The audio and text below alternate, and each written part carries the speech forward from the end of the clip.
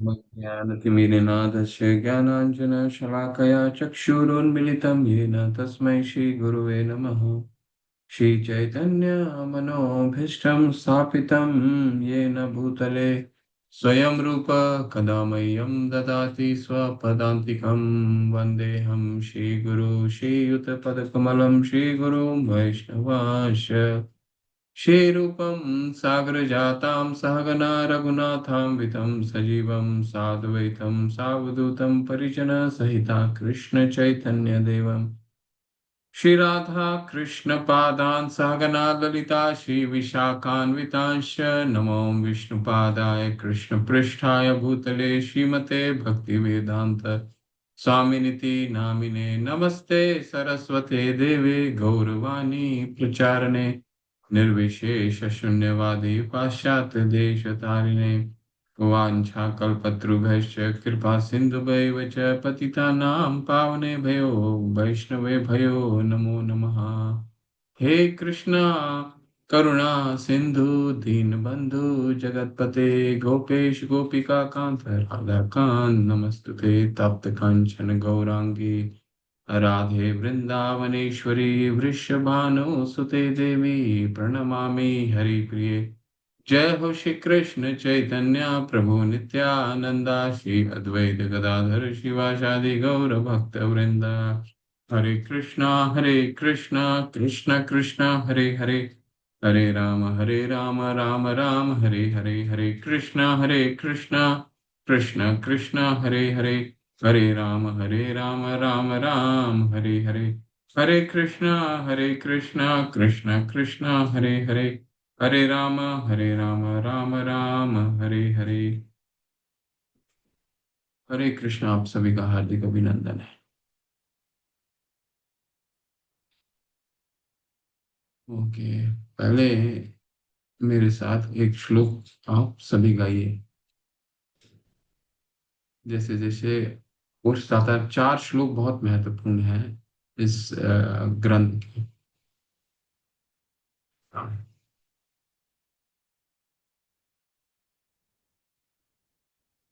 उसमें से एक श्लोक हमने अभी तक पढ़ा है, इसको आप सबको याद हो जाना चाहिए। शुद्ध भक्ति की परिभाषा। अन्य अभिलाषिता शून्यम ज्ञान कर्मादनावृतम अनुकूलेन कृष्णानुशीलनम भक्तिरुत्तमा। जब प्रथम श्रेणी की भक्ति विकसित होती है तो व्यक्ति को सभी भौतिक इच्छाएं, अद्वैतवादी दर्शन द्वारा प्राप्त ज्ञान और सकाम कर्म से रहित होना चाहिए। भक्त को निरंतर कृष्ण की अनुकूल सेवा करनी चाहिए और जैसा कि कृष्ण चाहते हैं। तो यही हमने शुद्ध भक्ति की परिभाषा के रूप में देखा। कल हमने क्या पढ़ा? कल हमने देखा कि पांच तरह की मुक्ति होती है। कौन कौन सी मुक्ति होती है? सालोक्य, साष्टी, सामीप्य, सारूप्यम अपि एकम उतः। सालोक्य, भगवान के लोकों में वास करने की इच्छा रखना। शाष्टी, भगवान जैसा ऐश्वर्य की प्राप्ति की अभिलाषा रखना। सारूप्य, भगवान के रूप भगवान जैसा रूप की प्राप्ति की अभिलाषा रखना।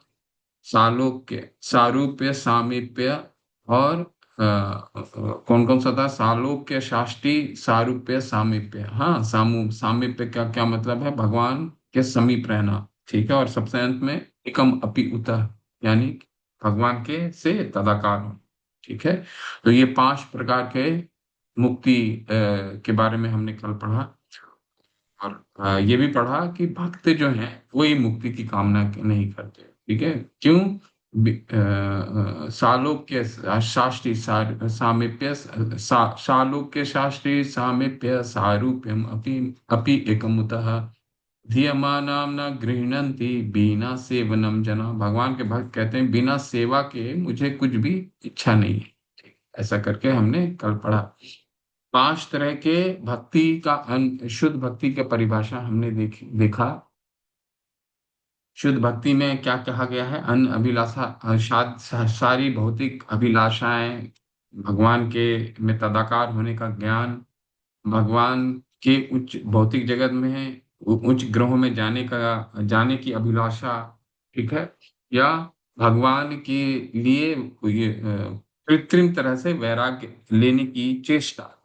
ये सब नहीं होनी चाहिए, शुद्ध भक्ति में नहीं होनी चाहिए। तो क्या शुद्ध भक्ति में होनी चाहिए? शुद्ध भक्ति में होनी चाहिए अन्य विलासिता अनुकूलेन कृष्ण अनुशीलनम भक्ति रूतम। भगवान को जो पसंद है वो हम कैसे जानेंगे? कृष्ण अनुशीलनम। जो भगवान के भक्त हैं उन आचार्यों का पद का अनुसरण करते हुए हमें ये समझना है कि भगवान को क्या पसंद है, और यही भक्ति उत्तम है, यही सबसे श्रेष्ठ भक्ति, सबसे उत्तम भक्ति।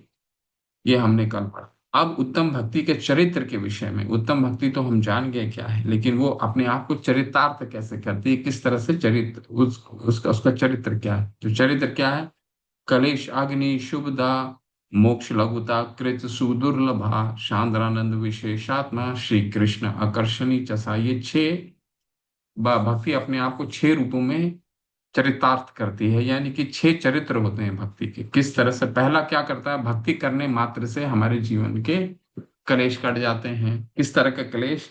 हमने कल विस्तार में देखा था, आज उसको हम कंटिन्यू करेंगे। इसके बाद क्या है? कलेश हो जाता है शुभ।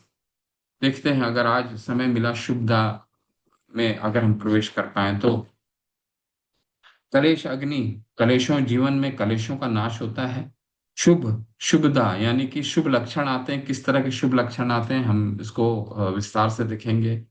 मोक्ष लघुता कृत, भक्ति इतनी प्रबल हो जाती है कि मुक्ति भी उसके सामने बहुत तुच्छ लगने लग जाती है, बहुत छोटी लगने लग जाती है। मोक्ष लघुता कृत, ठीक है। सुदुर्लभ, भगवान किसी को भक्ति बहुत आसानी से नहीं देते, ठीक है। सांद्रानंद विशेष आत्मा, और जब सुदुर्लभा के मार्ग को वो पार कर जाता है भक्त, तो उसमें भक्ति जो है इतनी गाढ़ी हो जाती है, जिस तरह दूध को सुखाने के बाद रबड़ी हो जाती है, ठीक वैसे ही भक्ति इतनी सांद्रानंद हो जाती है और विशेष हो जाती है, ठीक है। सांद्रानंद विशेष आत्मा, बहुत हम लोग इत्मीनान से पढ़ेंगे इसके विषय में। सांद्रानंद विशेष आत्मा, भक्ति गाढ़ी हो जाती है और विशेष हो जाती है, ठीक है। और अंत में क्या हुआ है? श्री कृष्ण आकर्षणी जैसा, और भगवान कृष्ण को भी भक्ति आकर्षित करती है, यानी भक्ति सबसे सर्वश्रेष्ठ है, भगवान स्वयं से भी सर्वश्रेष्ठ है भक्ति। और क्योंकि भक्ति, हमने कल कई उदाहरण देखे, केवल भक्ति मात्र से परित्राणाय साधूनां, भगवान इस धरातल पे साधुओं के लिए आते हैं, ये सबसे प्रथम कार्य है, ठीक। तो वो साधु क्या करते हैं भगवान के लिए, कि भगवान बार बार साधु से मिलने आते हैं, चाहे कोई भी लीला हो जाए। भगवान का एक ही उद्देश्य होता है, अपने साथ अपने भक्तों से मिलना, चाहे वो राम की लीला हो जाए, चाहे नरसिंह देव की लीला हो जाए, चाहे भगवान कृष्ण की लीला हो जाए, कोई भी लीला।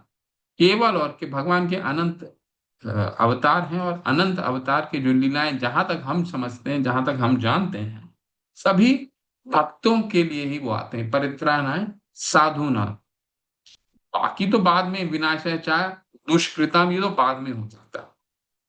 तो शांत कृष्ण आकर्षणी, भगवान को ती आकर्षित करती है, ठीक है। हाँ, ये पढ़ा हमने, और फिर हम कलेश अग्नि के विस्तार में गए। कलेशा तू पापम, कलेशा, कलेश अग्नि का क्या मतलब है? कलेशा तू पापम तद बीजम अविद्या, अविद्या चेती ते त्रिधा। ये है कलेश अग्नि का परिभाषा। कैसे है? जीवन में, हमारे हमारे जीवन में कलेश आते हैं। दुखालयम अशाश्वतम, ऐसा कोई व्यक्ति नहीं है जिसके जीवन में सारा सारा जीवन, अगर कोई व्यक्ति सुखी भी हो तो चार प्रकार के दुख आना तय है। जन्म मृत्यु जरा व्याधि दुख दोषानुदर्शन, भगवत गीता के हम 13वें अध्याय में हम पढ़ते हैं। हर व्यक्ति का, अगर वो इस मनुष्य देह को नहीं समझ पाया, तो उसका जन्म होगा, चाहे वो दोबारा मनुष्य में हो या किसी और जीव में हो, होना तय है। जन्म मृत्यु होना तय है। व्याधि, व्याधि मतलब जरा, और व्याधि, जरा मतलब उसको बीमारी होना तय है, और व्याधि बुढ़ापा यानी वृद्ध अवस्था, ये आना तय है। ये चार चीजें तो आनी तय है, ठीक है। तो कलेश आने का क्या कारण है? क्यों कलेश आता है? कलेशा तू पापम तद बीजम अविद्या चेती ते त्रिधा। इसका मुख्य मूल कारण है अविद्या है। कल हमने विस्तार से अविद्या के विषय पढ़ा। अविद्या मतलब, अविद्या का एक ही मतलब होता है क्या? भगवान से बहिर्मुख होकर के कार्य करना को अविद्या कहा जाता है। कृष्णा बहिर्मुख जीव भोग वांछा है, तो एव माया तारे झपटिया है। ये प्रेम विवर्त में जगदानंद पंडित कहते हैं कि भगवान से बहिर्मुख होकर करके कोई भी हम कार्य करते हैं उसे उसे अविद्या कहा जाता है। अविद्या के क्या कारण क्या होता है? अविद्या के कारण बीज। बीज का क्या मतलब है? बीज मतलब सीड्स। ठीक है। कोई भी चीज के पहले तो बीज, बीज आएगी। ठीक है। बीज। ठीक है। अविद्या के कारण हम कई कर्म करते हैं, कर्म का अपना, हर एक कर्म का अपना बीज होता है, वो बीज लगेगा। बीज के कारण पाप होगा और पाप के कारण कलेश आते हैं। कलेश दो तरह के होते हैं। कौन कौन से कलेश? एक कलेश वो होता है जीवन में जो अभी तत्कालीन नहीं आया, आने वाले जन्म में आएगा या कई जन्मों के बाद आएगा, लेकिन उसकी बीज, उसकी नींव रख दी गई है। ठीक है। अभी नहीं आएगा। दूसरा, दूसरा क्या है? प्रारब्ध। प्रारब्ध यानी जो फलीभूत हो गया। ठीक है। कई व्यक्तियों को कई शारीरिक कष्ट हो जाता है। शिला प्रभुपाद कई तरह के कलेश हैं। आप कोई प्रारब्ध को जानना बहुत कठिन तो है नहीं। ठीक है। समझिए, बस उदाहरण के लिए समझिए। अभी हम इस समय कक्षा कर रहे हैं, क्लास कर रहे हैं, एक इस समय पूरे विश्व में कितने बच्चों का जन्म हो रहा होगा? ठीक। कितने बच्चे जन्म ले रहे होंगे? अब कोई बच्चा बहुत धनवान परिवार में जन्म ले रहा होगा, कोई बच्चा बहुत निर्धन परिवार में जन्म ले रहा होगा। तो ये धनवान और निर्धन, ये कौन डिसाइड करता है? कौन इसको बताता है? कौन? ये कहाँ से आता है? ये पूर्व संचित कर्मों से आता है। ठीक है। कोई धनवान परिवार में हो गया, कोई बहुत सुंदर है देखने में, कोई बहुत अच्छा है बुद्धि देखने में, ये सब प्रारब्ध है। इसको प्रारब्ध कहा जाता है। ठीक है। इसके विषय में और आगे बढ़ेंगे। भक्ति करने मात्र से, कल हमने क्या पढ़ा? भक्ति करने मात्र से, भक्ति देखिए, एक एक आज इस पे बहुत विस्तार से चर्चा करेंगे। भक्ति सबसे पहले अप्रारब्ध, अप्रारब्ध मैं और इसको विस्तार से बताऊंगा जब कंक्लूड करेंगे इस विषय को। तो दो दो बिंदु और भी आने में बाकी हैं। ठीक है। तो अप्रारब्ध सबसे पहले, भक्ति अप्रारब्ध, अप्रारब्ध को काटती है। ठीक। भक्ति करने मात्र से अप्रारब्ध करते हैं। और उदाहरण में हमने क्या देखा? उदाहरण में हमने देखा भगवान उद्धव से कह रहे हैं 11वें स्कंद में कि भक्ति वो अग्नि के रूप है, वो आग की तरह है। मान लीजिए खाना बनाने के लिए आग लगाते हैं, तो खाना, आग लगाने का दो दो उद्देश्य हो जाता है। एक क्या? एक उद्देश्य हो जाता है खाना बनाना, और दूसरा उद्देश्य क्या हो जाता है? दूसरा उद्देश्य हो जाता है कि लकड़ी स्वतः ही जलने लग जाती है। तो भगवान की भक्ति करने मात्र से भगवान की प्रीति तो प्राप्त होगी, और साथ साथ में जो लकड़ी जलने का कार्य है वो भी समाप्त हो जाएगा। यानी अप्रारब्ध कर्म हमारे कटते चले जाएंगे। लेकिन इसमें एक ध्यान देने वाली बात है, ऐसा नहीं कि हम पाप और करते रहें। पाप करना यहाँ छूटेगा तो पूर्ववर्ती जितने संचित कर्म हैं हमारे अप्रारब्ध, वो कटना शुरू हो गए। ठीक है। ये हो गया, ये तो हमने देख लिया। आज बिंदु दो में जाएंगे। अप्रारब्ध पहले कटा, इसके बाद प्रारब्ध। देखिए, अप्रारब्ध हम जब आगे पढ़ेंगे तो अप्रारब्ध कटने का क्या मतलब है, इसका सिग्निफिकेंस, इसका महत्व को हम समझेंगे। अब क्या काटेंगे भगवान? अब काटेंगे प्रारब्ध। ठीक है। प्रारब्ध कैसे कटेगा? चलिए, भक्ति रसामृत सिंधु आप लोग सभी लोग अपने ग्रंथ को खोल लीजिए। हाँ।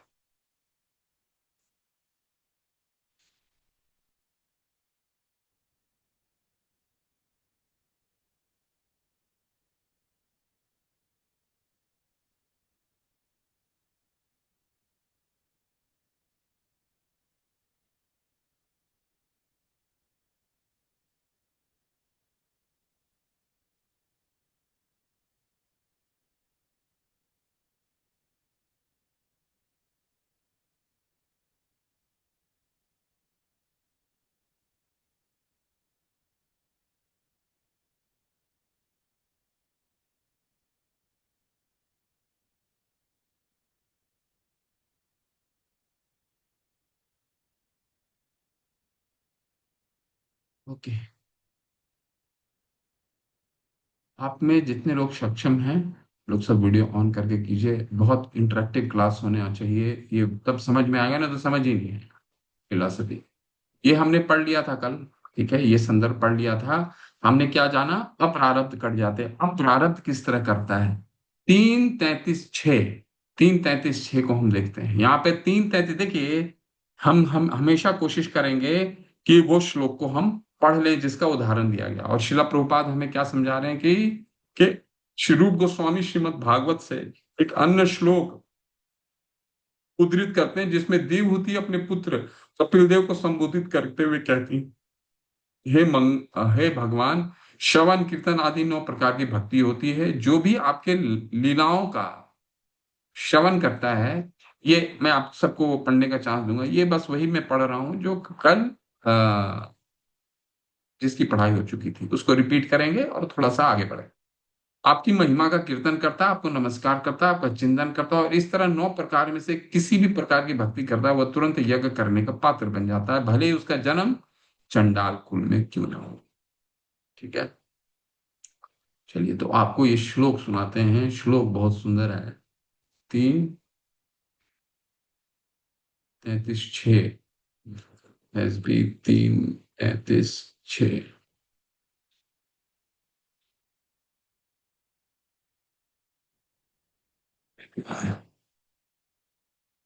हम्म इस श्लोक का वर्णन कर रहे हैं रूप गोस्वामी। बहुत सुंदर श्लोक है, आप लोग चाहें तो मेरे साथ रिपीट कीजिए। क्यों? क्योंकि श्रील प्रभुपाद बताते हैं कि ये जितने भी भगवत गीता के और श्रीमद् भागवतम के जितने श्लोक हैं, नहीं भी आता है तो रिपीट करिए या अच्छे से सुनिए उसको। वो वैदिक मंत्र हैं, ये वैदिक मंत्र हैं, सारे के सारे वैदिक मंत्र। यन नाम धेय श्रवणानुकीर्तनाद यत् प्लवनात् स्मरणा अपि क्वचित् स्वादोऽपि स्वादोऽपि सद्धा श्रवणाय कल्पते कुतस् पुनस्ते भगवान तु दर्शना। यन नाम देह श्रवणानुकीर्तनात्, भगवान कपिल को कह रही है, उनकी माता। यन नाम देह, आपका जो नाम लेता है, आपकी रूप गुण लीलाओं का श्रवण करता है, आपका गुण की महिमा गान करता है कीर्तन के द्वारा। यद प्लहवानाथ, आपको जो नमन करता है। यद आपी क्वचित स्वादोपि सद्धा, स्वादो मतलब होता है, स्वाद मतलब स्वादो, स्वादो मतलब होता है सबसे निम्न कुल में जन्मा व्यक्ति। स्वादो भी सद्धा श्रवणाय कल्पते, वो एक एक चंडाल भी जो कुत्ते का मांस खाता हो, या ऐसा परिवार में जन्म लेता हो, जन्म लिया है जो जहां पे कुत्ते के मांस खाया जाता हो, वो व्यक्ति भी सवनाया, सवनाया मतलब तुरंत, कल्पते, वो अपने पूर्ववर्ती कर्मों से तुरंत मुक्त हो जाता है। ठीक है, तो कुतस पुनस्ते भगवान, फिर तो ब्राह्मणों की क्या, वो भगवान के शुद्ध भक्तों की बात ही क्या है, कैतव लगा रहे हैं यहाँ पे। ठीक है, कैतव लगा रहे हैं।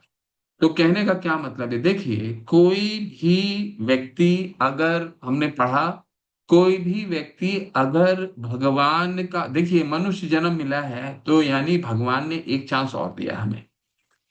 क्योंकि जय जो चेतना हमें प्राप्त हुई है, निर्देय माध्यम सुलभम सुदुर्लभम, ये चेतना जब तक हम पूर्व में कुछ ने हमने ये पढ़ा था छठे अध्याय में कि ये साइकिल चलता कैसे है, कि एक व्यक्ति भक्ति करता है, भक्ति करने के पश्चात अगर उसका पतन हो जाता है, तो उसकी भगवान अर्जुन से पूछते हैं ना कि अर्जुन भगवान से पूछते हैं ना कि एक व्यक्ति जो भगवान की भक्ति में लगा हुआ है, अगर वो उसका पतन हो जाता है तो उसका क्या होता है। तो भगवान इसको दो भाग में इसके उत्तर देते हैं।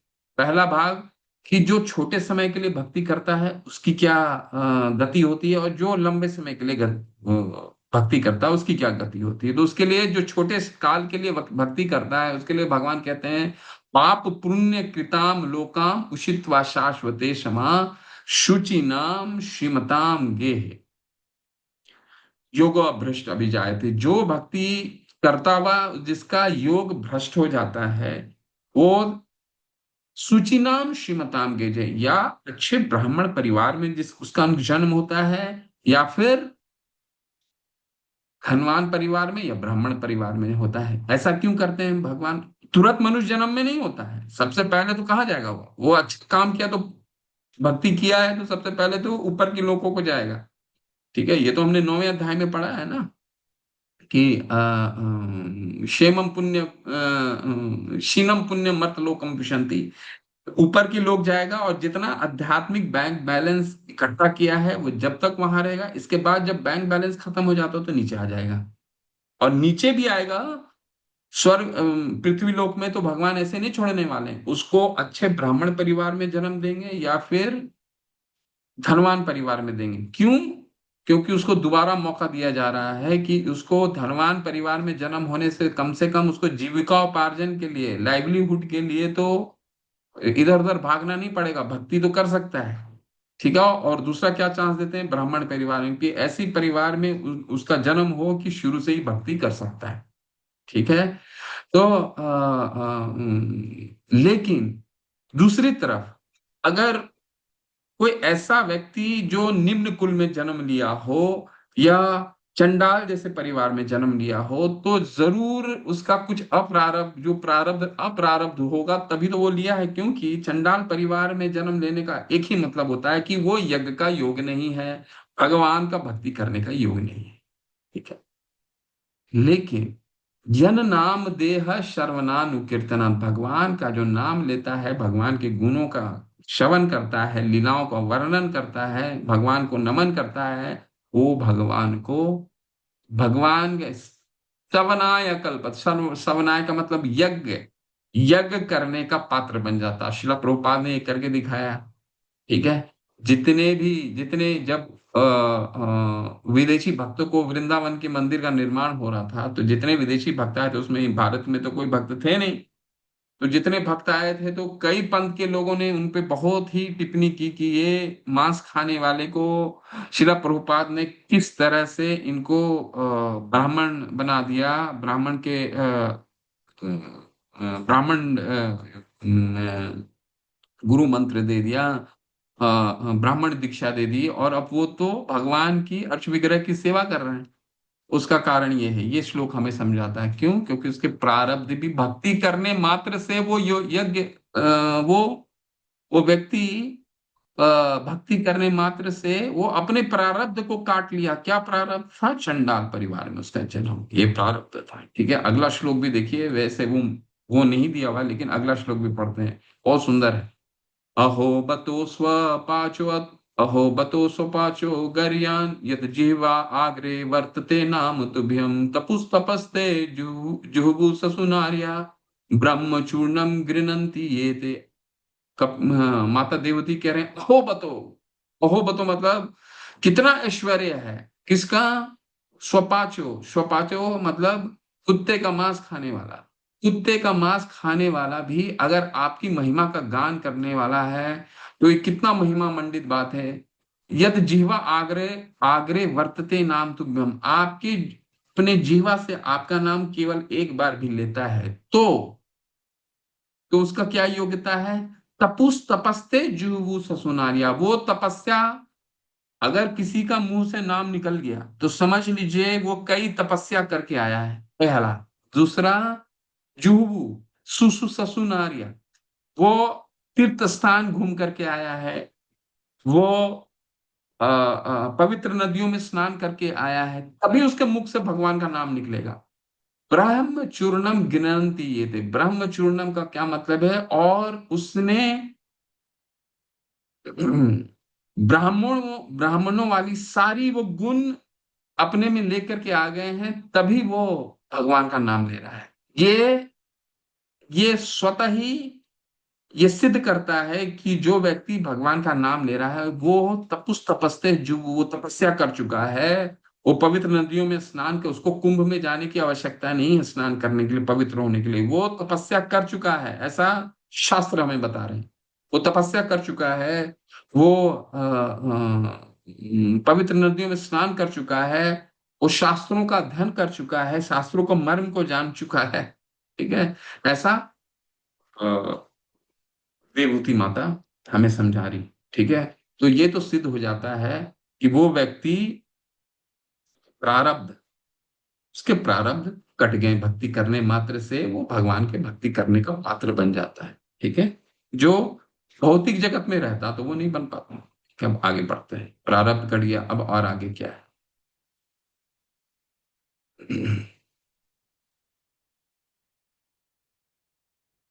बहुत ध्यान पूर्वक सुनिएगा, ये अभी जो आने वाला है, यहां से पढ़िए, कोई पढ़ना चाहते हैं।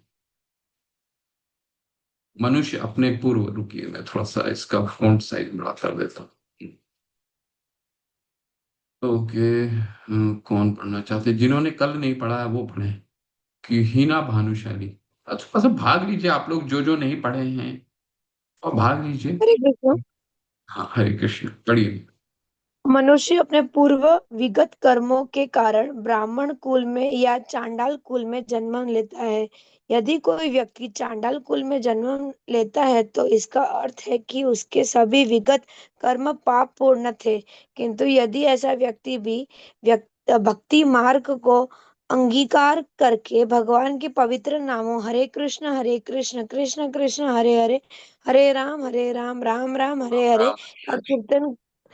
कीर्तन करता है तो वह तुरंत कर्म कांड करने का पात्र बन जाता है। इसका अर्थ यह हुआ कि उसके सारे पाप कर्म तुरंत निष्प्रभावित हो जाते हैं।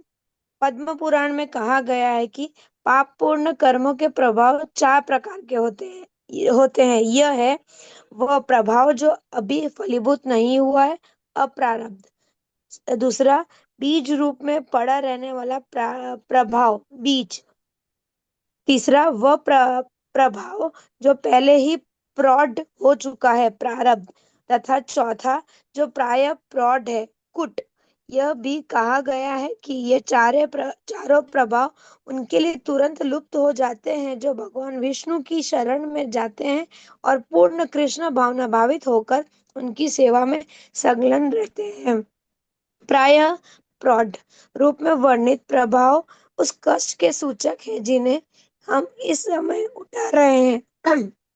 बीज रूप में पड़े प्रभाव हृदय में एक कोने में रहते हैं, जहाँ बीज पूर्ण इच्छाओं का संग्रह होता है। संस्कृत शब्द कुटुंब का अर्थ है कि बीज का प्रभाव आने की आने ही वाला है।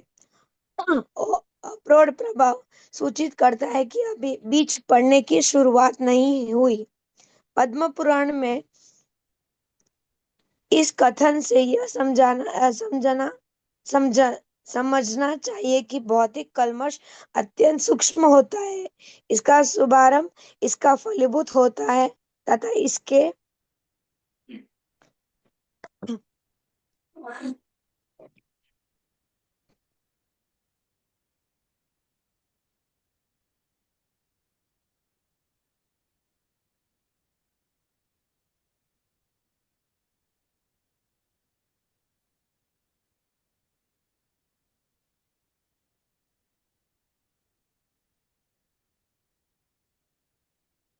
सेकंड,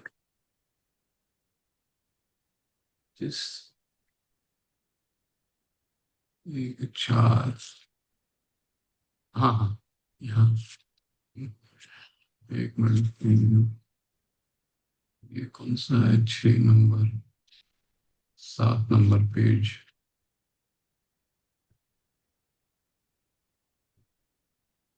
हाँ, यहाँ से पढ़िए। जिस तरह एक डॉक्टर, ऐसे पढ़िए। एक डॉक्टर सावधानी बरतने के लिए सद, सदुप संदूषण, दूषण को फैलाने संदूषण। संदूषण को फैलाने से रोकने के लिए टीका लगाता है। उसी तरह हमारे पापपूर्ण कर्म कर्मों के बीजों को फलीभूत से रोकने का व्यवहारिक टीका है एकमात्र कृष्ण भावना भावनामृत में संलग्न होना। इस हरे कृष्णा, प्रसंग में हरे कृष्णा, हरे कृष्णा, बस बस बस बस बस बस। ओके। बहुत ही महत्वपूर्ण टॉपिक आता है अभी। इसको मैं एक आपको पीपीटी से दिखाता हूँ, इसको ध्यान पूर्वक समझिएगा। ठीक है। हम्म,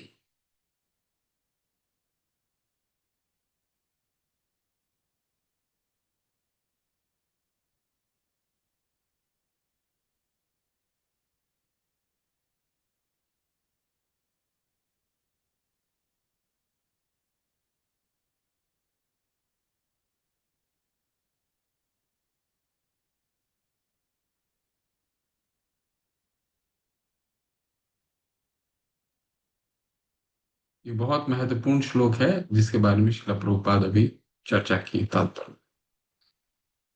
श्लोक है, ये पाप को, पाप कर्म, पाप रूपी कर्म जो है, ये कैसे कैसे फलीभूत होते हैं वो देखिए। अप्रारब्धम फलम पापम कूटम बीजन फलनो मुखम कर्मणेव प्रलीयते विष्णु भक्ति रतात्मना। विष्णु की भक्ति में लीन रहने वाले का अप्रारब्ध, ठीक है, वो संचित कर्म जो अभी अभी फलीभूत नहीं हुए, ठीक है। इसको हम और अच्छे से समझेंगे, आपको बहुत ही अच्छा उदाहरण दे दूंगा, उस समझ में आ जाएगा। अप्रारब्ध, अप्रारब्ध कूट बीज और प्रारब्ध, देखिए कूट पहले नहीं आया था, तो वहां पे अभी नया दो अप्रारब्ध आ गया, कूटम आ गया, बीजम आ गया। बीजम और प्रारब्ध था पहले, लेकिन अभी कूटम ऐड हो गया। विष्णु के भक्ति में लीन रहने वालों को के अप्रारब्ध, कूट, बीज और प्रारब्ध धर्म, प्रारब्ध कर्म धीरे धीरे नष्ट हो जाते हैं। तो इसको कैसे समझें, इसको क्या शिला प्रभुपाद हमें हमें हमें क्या हम समझा रहे हैं। अप्रारब्ध क्या क्या मतलब है, वो संचित कर्म जो अभी तक फलीभूत नहीं हुए हैं, ठीक है, फलीभूत नहीं हुए हैं। तो मुझे समय नहीं मिला, नहीं तो मैं आपको बहुत अच्छे एक डायग्राम से समझाता, फिर भी एक दिखाता हूँ कुछ, अगर निकाल पाए तो।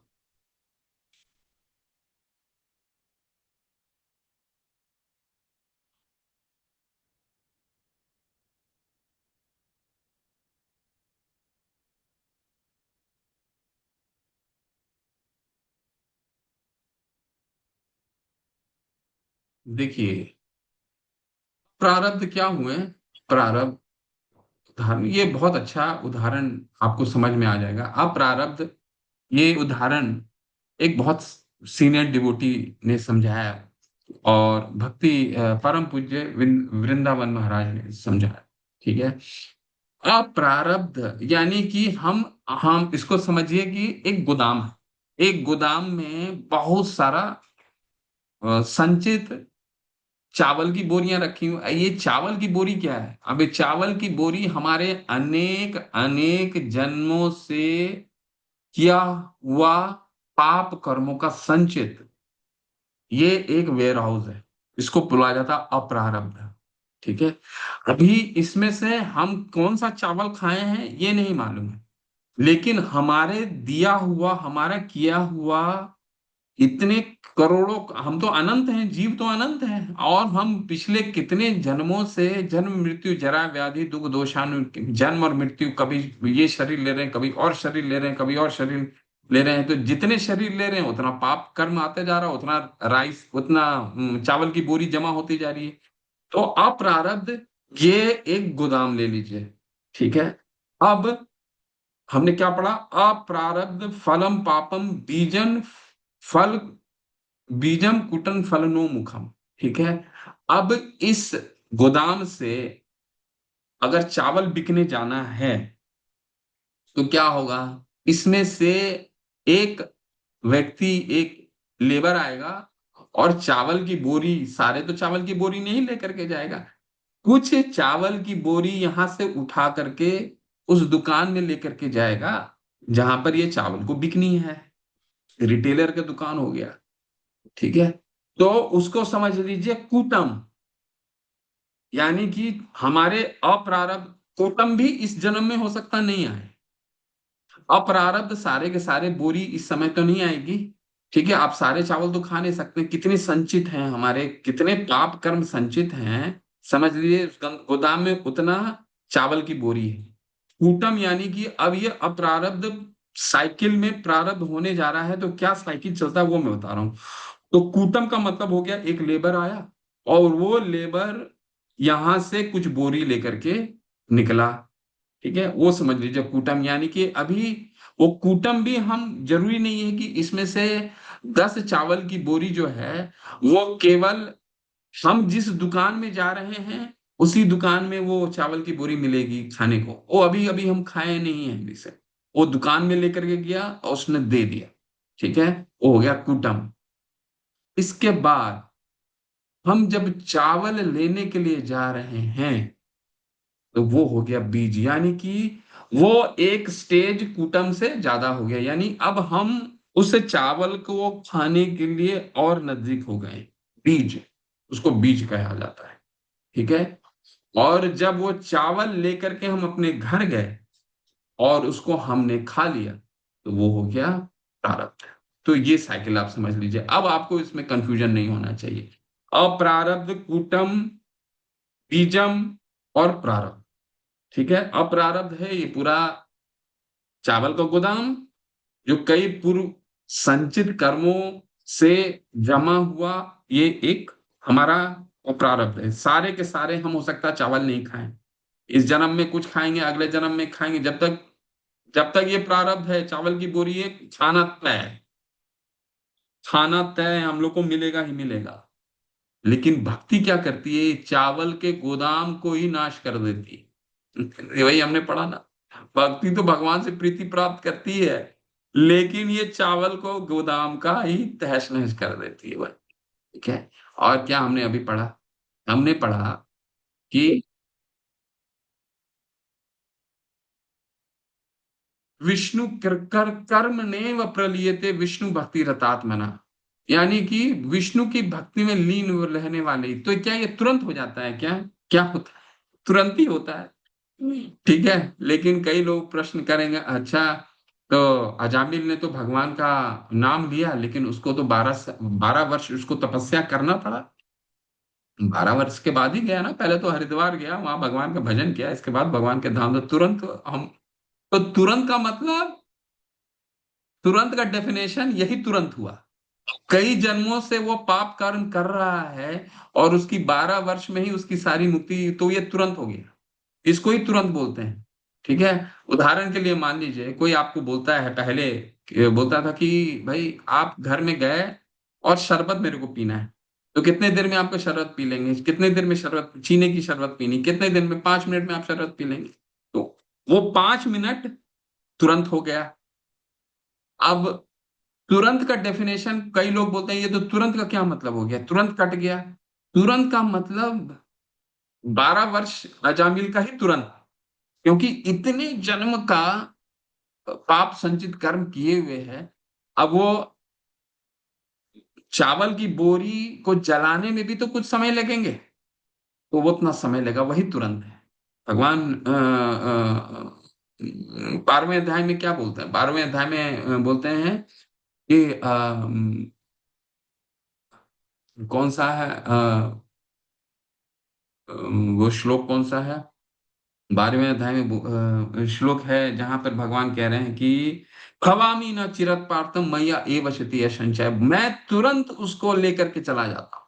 भगवान का जो भक्त है, अगर खव सागर में डूब रहा है, तो उसको तुरंत भवामी न चिरत पार्थ। ठीक है। सर्व का मुझे स्मरण पूरा श्लोक याद नहीं आ रहा है, वो श्लोक क्या है?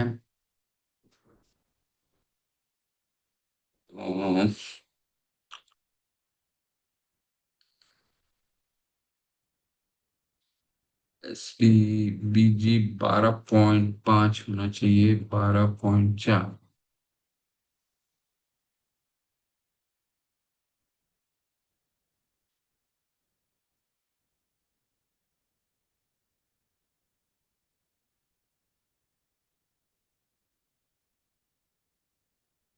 ये सुंदर श्लोक है ये। देखिए, हर चीज को आप जोड़ सकते हैं, हर चीज। भगवान ने 12:6 में क्या कहा था?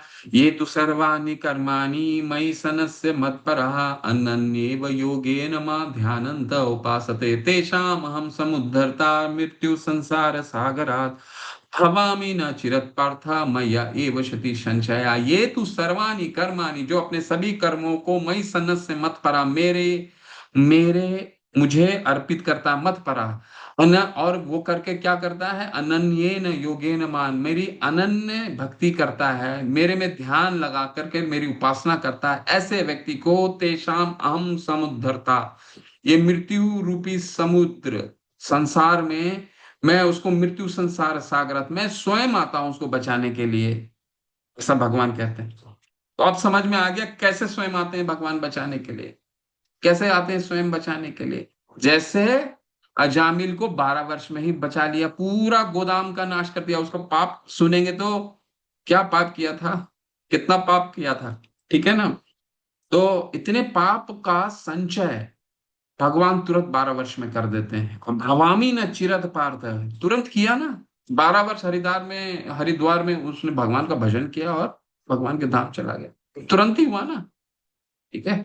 तो ये बहुत सुंदर है, बहुत ही, इससे बहुत प्रोत्साहन मिलता है भगवान की भक्ति करने की। इससे कितना प्रोत्साहन है देखिए। तो ये अब आपको समझ में आ गया, अप्रारब्ध पापम कूटम बीजन फलनोमुखन, ये बहुत ही महत्वपूर्ण है, इसको यहां तक। इसके बाद हम अगला बिंदु में जाएंगे, क्या है।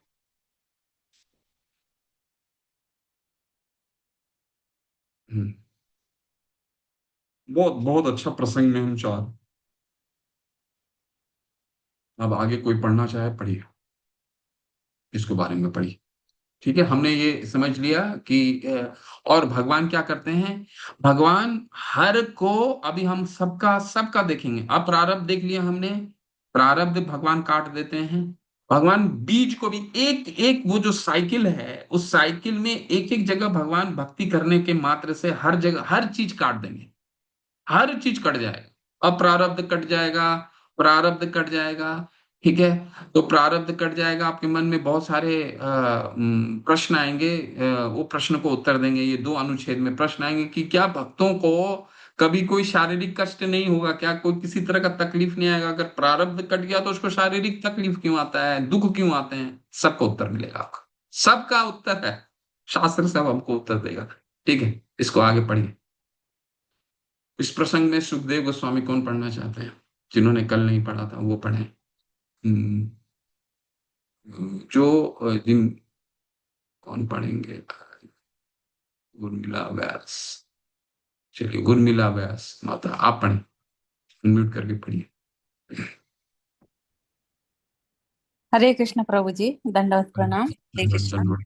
हरे कृष्ण, पढ़िए। इस प्रसंग में सुखदेव गोस्वामी श्रीमद् भागवतम में 6.2.17 अजामिल की कथा सुनाते हैं, जिसने एक अच्छे कर्तव्यनिष्ठ ब्राह्मण के रूप में अपना जीवन शुरू किया, किंतु जवान होने पर वह एक वेश्या द्वारा पूरी तरह भ्रष्ट बना दिया गया। अपने भ्रष्ट जीवन में अंतिम समय नारायण कृष्ण नाम लेने मात्र से पापी होते हुए भी उसे बचा लिया गया। सुखदेव गोस्वामी संकेत करते हैं कि पाप कर्मों के प्रतिकार के लिए तप, दान तथा कर्मकांड संस्तुत विधियां हैं, किंतु इन्हें संपन्न करने से पाप पूर्ण कामना रूपी बीज को हृदय से उसी तरह नहीं हटाया जा सकता जिस तरह अजामिल अपनी युवावस्था में नहीं कर सका। यह पाप पूर्ण कामना रूपी बीज कृष्ण भावनामृत की प्राप्ति के द्वारा ही हटाया जा सकता है, और यह महामंत्र या हरे कृष्ण मंत्र के कीर्तन द्वारा बड़े आसानी से किया जा सकता है, जैसे कि श्री चैतन्य महाप्रभु ने संस्तुति की है। दूसरे शब्दों में, जब तक मनुष्य भक्ति मार्ग को ग्रहण नहीं करता, तब तक वह पाप कर्मों के फलों से 100% शुद्ध नहीं हो सकता। वैदिक बस बस हरे बस, कृष्ण। बहुत सुंदर है ये, बहुत हमारे को, हम जितने लोग भक्ति कर रहे हैं, जो नहीं भी कर रहे हैं, उनको ये अनुच्छेद बहुत ही प्रोत्साहन देने वाला है। कितना प्रोत्साहित है देखिए।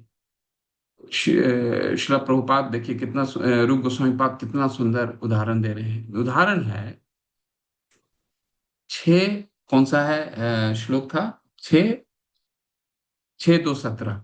अब एक व्यक्ति का, आपके मन में ये प्रश्न आएगा कि केवल हरे कृष्ण, कई लोग प्रश्न करते रहते हैं कि ये इस्कॉन वाले खाली हरे कृष्ण का नाम का जप के लिए पीछे क्यों पड़े रहते हैं, हरे कृष्ण मंत्र करो, हरे कृष्ण मंत्र करो, हरे कृष्ण, बहुत सारे तो कर्म कांड हैं, इतना जाप है, किसी को शनि ग्रह लग गया तो ये चीज कर लो, किसी को कोई पढ़ाई में कमजोर है उसको बृहस्पति का ये दे दो, ये अंगूठी दे दो, वो दे दो, ये ग्रह ये चीजें कर लो, ये इतने ब्राह्मण को खाना खिला लो, ये कर लो। क्या ये सब चीजें काम करेगी? तो उदाहरण से देखते हैं।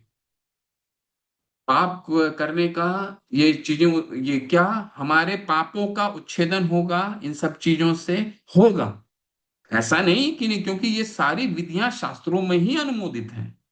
ऐसा नहीं है, शास्त्रों द्वारा ही। लेकिन एक उदाहरण से समझते हैं। अजामिल कैसा व्यक्ति था?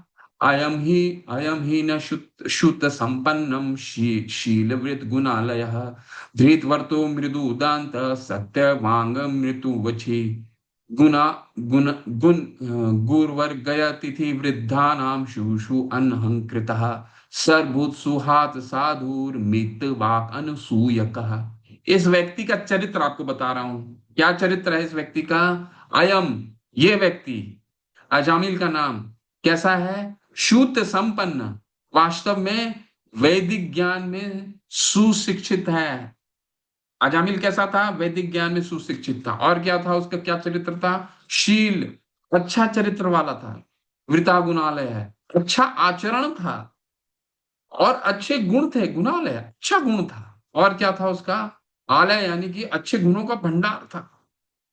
कोई सामान्य व्यक्ति की चर्चा नहीं हो रही है। ये एक ऐसा ब्राह्मण पुत्र है जो शास्त्रों में निपुण है, पढ़ने में चरित्रवान व्यक्ति है, अच्छा आचरण करने वाला है और इन सबों का भंडार है। और क्या है देखिए, धृत वृतो का मतलब वैदिक आदेशों का पालन करने में भी दृढ़ है वो व्यक्ति, अजामिल। और क्या है? मृदु, मृदु दांत यानी कि मृदु मतलब अत्यंत सौम्य, बहुत ही सौहार्द रूप में उसका व्यवहार है, बहुत सौम्य। और क्या है? दंत यानी कि दंत यानी मन और इंद्रियों पर पूर्ण नियंत्रण रखने वाला व्यक्ति है वो अजामिल। जिसकी हम कहानी, जिसकी उदाहरण हम देख रहे हैं, उस व्यक्ति का चरित्र देखिए आप, कैसा चरित्र है। मुर्दांत, सत्यवाद, मंद विचिक्षुचि, सत्यवाद, सदा सत्यवादी है, सत्य बोलता है। मंत्रवित, वैदिक मंत्रों का वैदिक मंत्रों को उच्चारण करने के लिए जानने वाला व्यक्ति है। और क्या है? शुचि, हमेशा बहुत साफ सुथरा। शुचि का मतलब है अपने शारीरिक शरीर, बाह्य शरीर और आत्मा दोनों को बहुत ही साफ सुथरा रखता है, सदा बहुत साफ सुथरा। गुरु, गुरु अग्नि, आतिथ्य श्रद्धाना, आध्यात्मिक गुरु, अग्नि देवता, अतिथियों, वृद्धा नाम, घर के वृद्ध सदस्यों को चुषु आहनंकृत, अत्यंत आदर पूर्वक सेवा में लगे हुआ है। गुरु की सेवा करता है, अतिथियों की सेवा करता है, वृद्धों और वरिष्ठों का आदर पूर्वक व्यवहार करता है। और क्या है? सर्वभूत सुहृद, सभी जीवों के प्रति मित्रवत है। और क्या गुण हो सकता है व्यक्ति में? सर्वभूत सुहृद, सभी जीवों के प्रति मित्रवत है। साधु यानी सुव्यवस्थित है, जिसके चरित्र में कोई दोष नहीं निकाला जा सकता, ऐसा है अजामिल का चरित्र। मितवाक, निरर्थक न बोलने का बहुत ध्यान रखते हुए बातें करने वाला, बेकार के इधर से उधर कुछ बातें नहीं करता, ठीक है। और अनसूय कहा, ईर्ष्यालु भी नहीं है। ऐसा चरित्र का व्यक्ति क्या होता है? एक अ, एक पुरुष और महिला को देखता है और उसका मन ध्यायतो विषयान पुंसा संगस्ते उपजायते संगा संजायते कामा कामा क्रोध अभिजायते क्रोधात् भवति सम्मोहा सम्मोहात् स्मृति विभ्रम स्मृति भ्रंशात् बुद्धिनाशो बुद्धिनाश प्रणश्यति। देखता है और देखने के बाद उसी को बार बार देखता है। ध्यायतो विषयान पुंसा 2:62 में क्या गया है? 262 263 भगवत गीता का जो श्लोक मैंने वर्णन किया, दूसरा अध्याय का 62वां श्लोक 63वां श्लोक, नोट कर लीजिए, इसको पढ़िए। एक व्यक्ति का किस तरह से चरित्र का पतन होता है वो इसके उदाहरण से देखते हैं। और कोई सामान्य व्यक्ति नहीं है जिसका चरित्र का हमने अभी गाथा सुनी, कोई सामान्य व्यक्ति नहीं है। क्यों ऐसा हुआ, क्यों उसका पतन हुआ, वो ये श्लोक बताता है, जिसके बारे में हमने तैसा त्याग्नि पूयन्ते तपोदान व्रतादिभि ना धर्मजम तद हृदयम तद तद पिशांग अधिसेवया। यदि यद्यपि तपस्या दान व्रत और अन्य विधियों द्वारा पाप में जीवन के परिणामों को निष्क्रिय किया जा सकता है, निष्क्रिय किया जा सकता है। जैसे अजामिल की कथा से सुनते हैं, वो इतना चरित्रवान व्यक्ति था, इतना तपस्वी था कि अपने पाप परिणामों परिणामों को निष्क्रिय किया कर चुका था, परंतु ये पुण्य कर्म हृदय में व्याप्त भौतिक इच्छाओं को जड़ से उखाड़ नहीं सकते। जड़ से उखड़ गए होते तो धायते विषयान पुंसा संगस्ते उपजायते, फिर इनका पतन नहीं होता। तो जितने भी कर्म कांड के कार्य कर लीजिए, वो जड़ से पाप करने की वृत्ति को उखाड़ नहीं सकते। एक उदाहरण तो हमने देख लिया, विश्वामित्र मुनि ने 60,000 वर्ष की तपस्या की थी। हमारे धारणा के हम उसको धारण भी नहीं कर सकते। इसके बाद भी छन छन के आवाज से उनका इच्छाएं का जड़ उखड़ गया। ऐसा कई उदाहरण है। परंतु यदि कोई भगवान के चरण कमलों की सेवा करे तो वह तुरंत ही इन सभी अशुद्धियों से मुक्त हो जाता है। इससे सुंदर क्या हो सकता है हमारे लिए। कलौ नास्त एव गतिरथ अन्यथा। अब वो ये श्लोक क्यों कहा गया, इसके अलावा और कोई उपाय नहीं है, कोई उपाय नहीं है, कोई उपाय नहीं है, कोई उपाय नहीं है। वो ही कारण है। आप कितने भी कर्म कांड द्वारा अनुमोदित कितने भी कोशिश कर लीजिए, परंतु ये संभव ही नहीं है कि एक मान लीजिए शराब पीने वाला व्यक्ति है, वो उसकी शराब की लत छूटने के लिए हो सकता है डॉक्टर के पास जाए और डॉक्टर उसको रिहेबिलिटेशन सेंटर में दाखिल करा दे, दवाई दे दे, ये दे दे, वो दे दे, उसको ठीक करके भेज दे, परंतु शराब पीने की प्रवृत्ति डॉक्टर नहीं हटा सकती।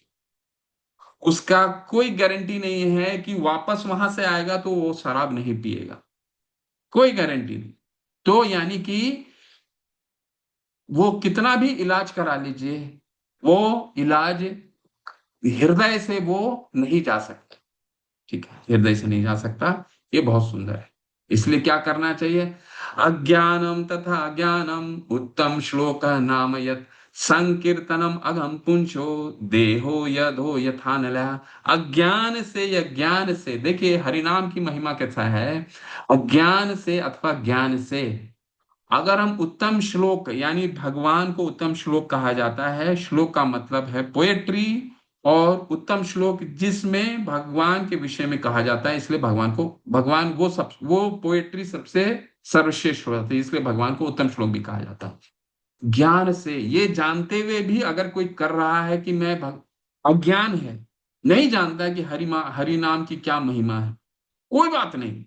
अज्ञानम तथा ज्ञानम ज्ञानम उत्तम श्लोक नाम यत् संकीर्तनम मघम पुंसो देहो देहो अधानलया। पुंस किसी व्यक्ति को देह राख, जिस तरह केवल अगर अज्ञान से भी हम भगवान का नाम ले रहे हैं, क्या नाम ले रहे हैं, हरे कृष्णा कृष्णा कृष्णा हरे हरे, हरे राम राम राम हरे हरे, अगर इसका टेस्ट भी नहीं आ रहा, अज्ञानम तथा ज्ञानम, अज्ञान है, नहीं मालूम है कि क्या करने वाला है, कोई बात नहीं, लेकिन वो हमारे पाप संचित कर्मों को, पाप रूपी घास को वो जला करके राख कर रही है। परम पूज्य राधानाथ स्वामी महाराज कहते हैं कि एक दवाई में वो कितना भी उसका स्वाद कड़वा हो, स्वादहीन हो, परंतु वो हमारे शरीर के भीतर जाकर के कार्य करना उसके स्वाद पे निर्भर नहीं करता। भगवान का नाम ठीक वैसा ही है। अज्ञानम तथा ज्ञानम उत्तम श्लोक का नाम यत। ठीक है, तो जो कोई एक माला भी कर रहा है, सबको प्रोत्साहित कीजिए, एक माला करते रहिए। यही है यही है इस कलयुग का रामबाण। यही हमारे कलेशों का नाम करेगा। चेतो दर्पण मार्जनम भव महादवाग्नि निर्वापणम। यही हमारे चित्त के दर्पण को, के अग्नि को बुझाएगा। चेतो दर्पण मार्जन, मार्जन करेगा, इसको साफ करेगा। ठीक है। ये बहुत सुंदर, बहुत ही सुंदर लगता है इसको पढ़ने में। ये रूप गोस्वामी पाद ये सब चीजें इतनी भक्ति में प्रोत्साहन देती है। देखिए हमारी तो योग्यता नहीं है ये सब शुद्ध भक्त बनने का, लेकिन जिस मार्ग में है ये तो तय है कि हो, और कई चीजों की करने की प्रवृत्ति जा चुकी है। और अगर हम भक्ति करते रहेंगे, करते रहेंगे, करते रहेंगे, करते रहेंगे, करते रहेंगे, करते रहेंगे, वो जाती रहेगी, जाती रहेगी, जाती रहेगी, जाती रहेगी, और कोई उपाय नहीं है। कलौ नास्ते एव नास्ते एव नास्ते एव गतिरन। वो तो हमने करके देख लिया, और कई इसके उदाहरण भी। ठीक है। तो इसको आप लोग और पढ़ सकते हैं। और इसके अलावा और क्या है? अविद्या हरत्वम, इसके बाद अविद्या बीज हरत्वम। तो ये बीज जो है, पाप करने का बीज जो है, बीज को ही ये हरता है भगवान की भक्ति। ठीक है। तो इसको आगे थोड़ा सा और पढ़िए, नहीं तो आज रोकते हैं, इसके बाद फिर हम अगले सत्र में इसकी चर्चा जारी रखेंगे। हम थोड़ा सा इसको बस ये कंक्लूड हो गया आपका। कलेशों का नाश किस तरह होता है ये हमने देख लिया। कैसे नाश होता है? सबसे प्रथम, ये हर जगह अप्रारब्धम फलम पापम बीजम कूटम फलनो मुखम, यानी ये अप्रारब्ध के गोदाम को ही नाश कर देता है। इसके बाद क्या करता है? इसके बाद ये प्रारब्ध को नाश करता है। ये क्रम से चलता है, प्रारब्ध सबसे अंत में होता है। फिर बीज का नाश होता है। बीज कैसे नाश होता है?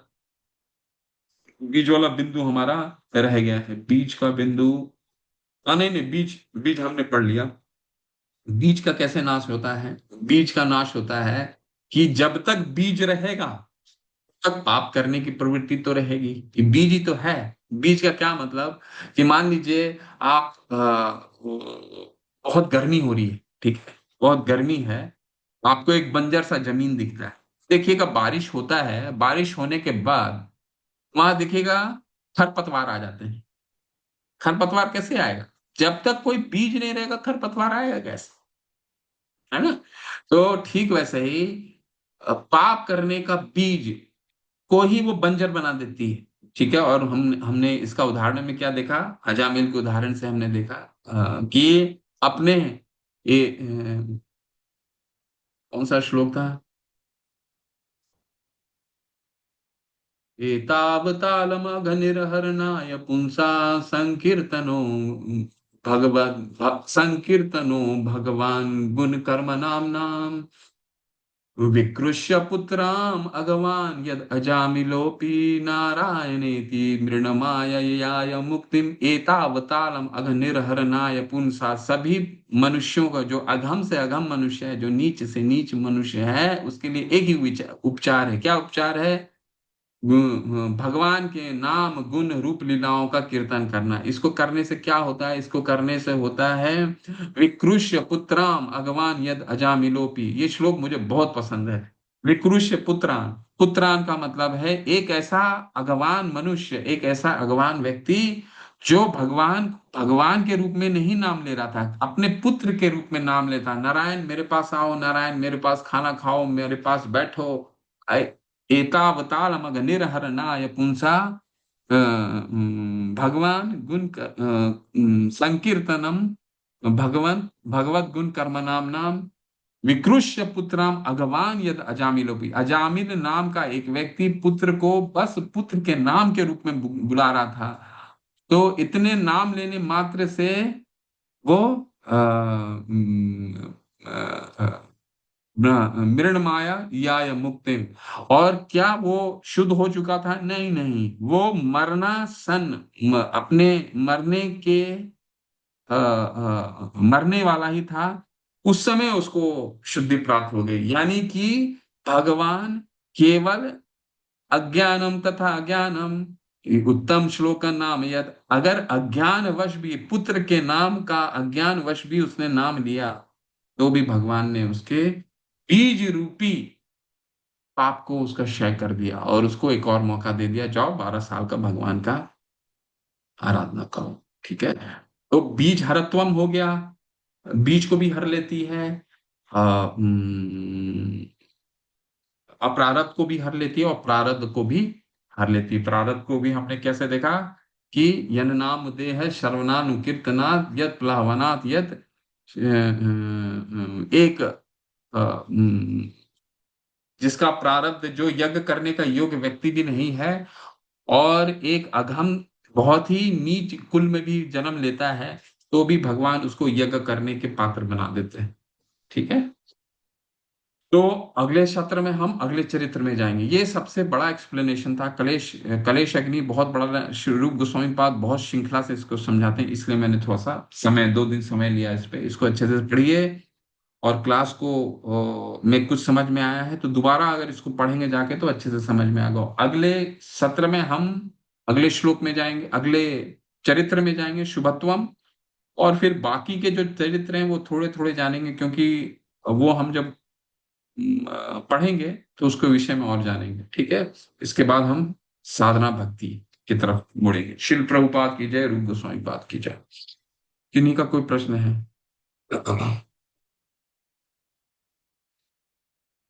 अनुकंपा माता, क्या प्रश्न है? कैसा है माता, आपके तरफ का हालचाल सब ठीक है?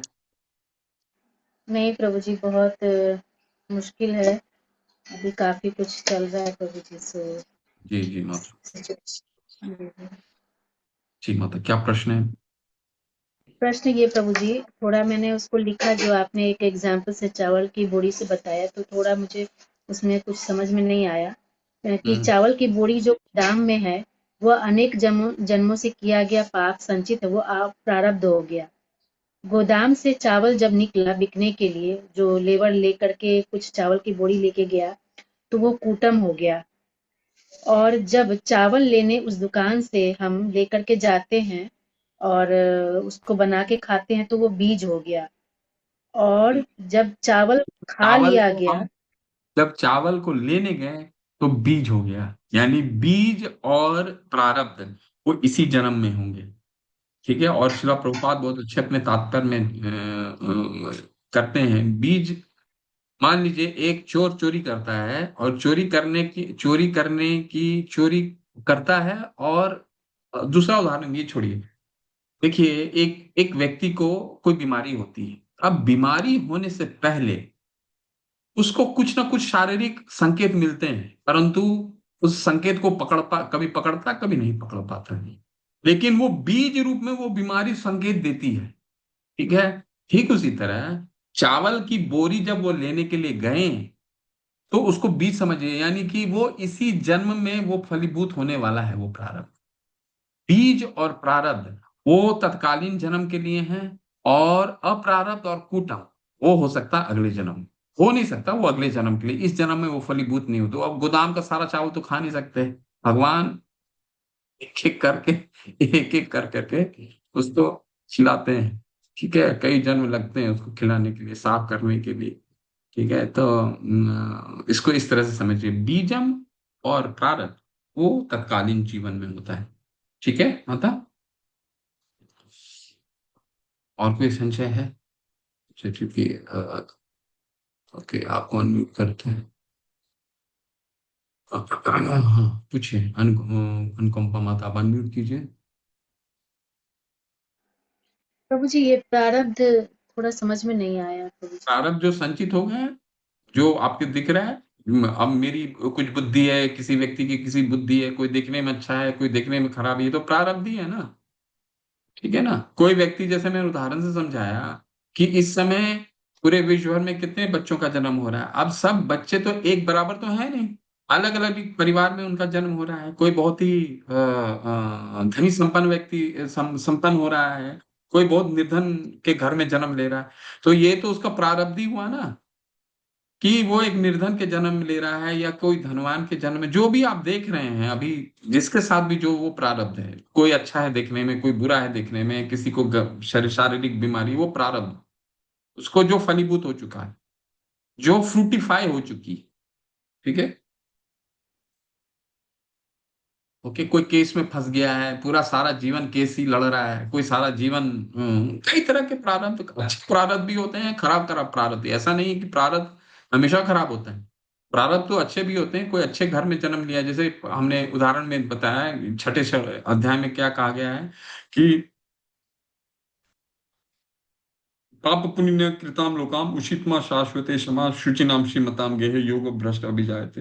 अब भगवान तो अपॉर्चुनिटी देते हैं कि जो भक्ति में जिनका कि पतन हो गया है, उसको अच्छे परिवार में जन्म हो या धनवान परिवार में जन्म हो, तो अगर उसने उसके अच्छा प्रारब्ध है तभी तो ये दो जगह वो जन्म ले रहा था कि वो भक्ति कर पाएगा। तो प्रारब्ध अच्छा भी होता है और प्रारब्ध गड़बड़ भी होता है। ठीक है, कोई बुद्धिमान है, कई अच्छे परीक्षा दे देता है, कई बहुत तेजस्वी है, तो ऐसा होता है, आप देखते हैं।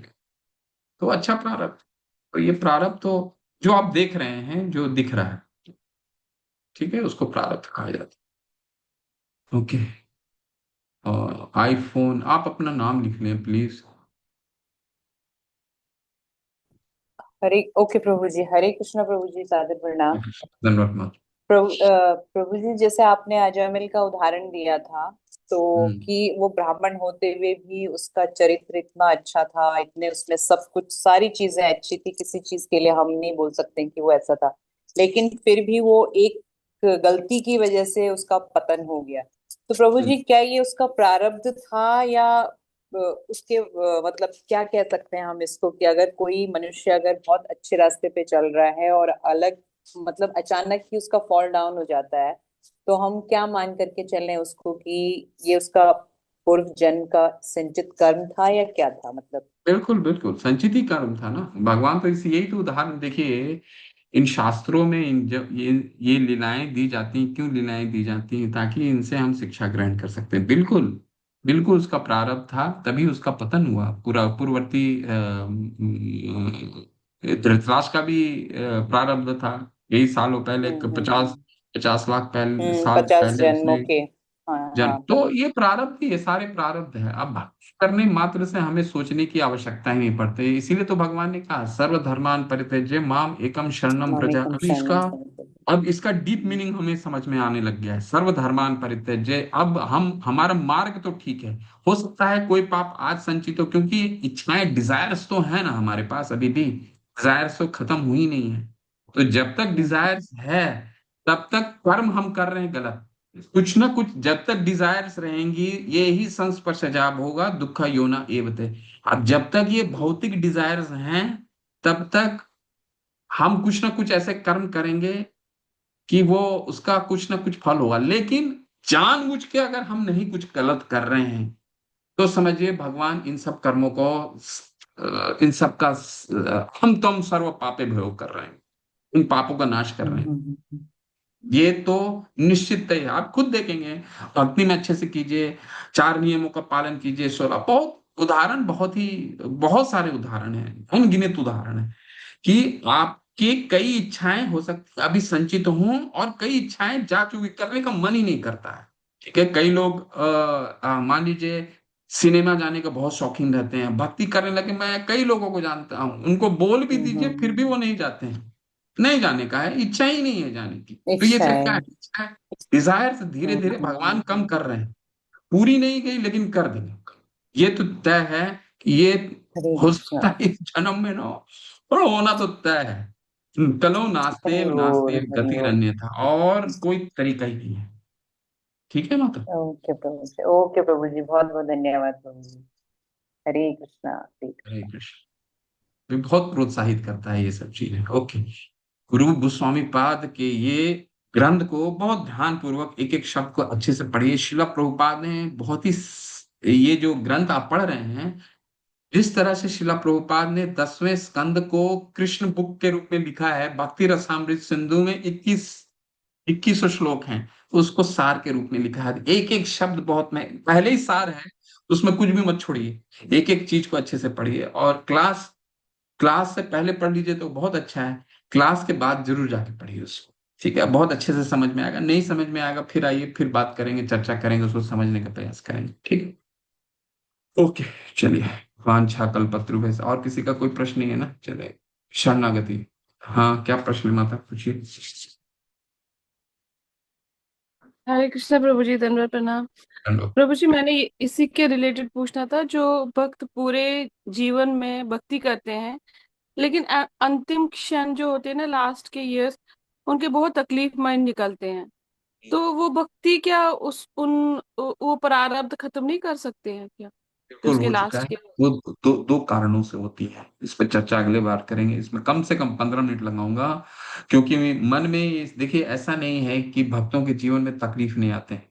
ठीक है, हमारे मन में ये चीजें, ये प्रश्न आएगा कि क्या हम भक्ति, आपने तो कहा कि ये प्रारब्ध भी कट जाएगा जी, और अप्रारब्ध कट जाएगा, दोनों ही कट जाएगा, तो कोई भक्त के जीवन में कष्ट क्यों आ रहा है? तो ये प्रश्न जरूर आएंगे क्यों मन में, आता आना है? भी चाहिए। ठीक है, लेकिन एक अच्छा। श्लोक जरूर पढ़ के आइएगा तो श्लोक समझने में, कौन सा श्लोक?